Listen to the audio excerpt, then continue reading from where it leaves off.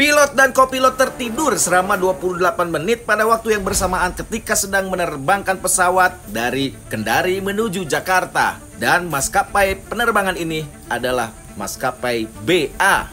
Kok bisa?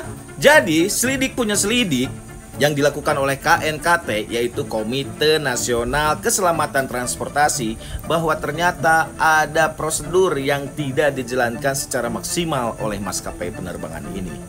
Tidak ada pemeriksaan secara menyeluruh sebelum penerbangan dilakukan terhadap pilot dan kopilot. Pemeriksaan kondisi fisik, mental, kesehatan dan segala macamnya itu tidak dilakukan oleh maskapai ini. Kronologisnya kurang lebih seperti ini.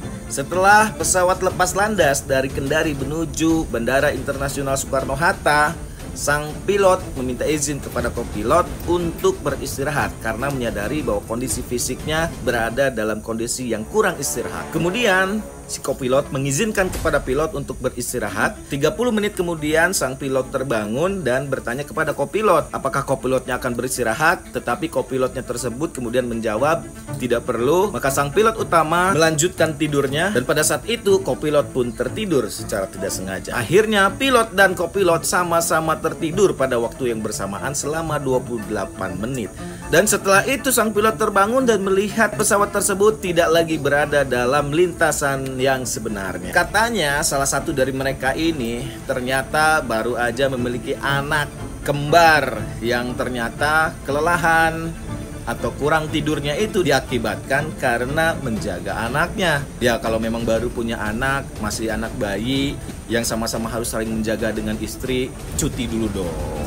Jangan sampai sekarang dengan kondisi yang Anda punya kemudian menerbangkan pesawat mengakibatkan bahaya bagi orang lain.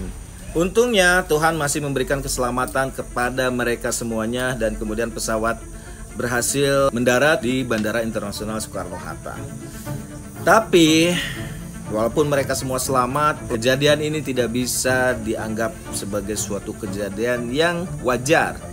Karena jika sampai terjadi kecelakaan gara-gara kelalaian sang pilot atau kopilot, maka keselamatan sudah tidak akan ada lagi.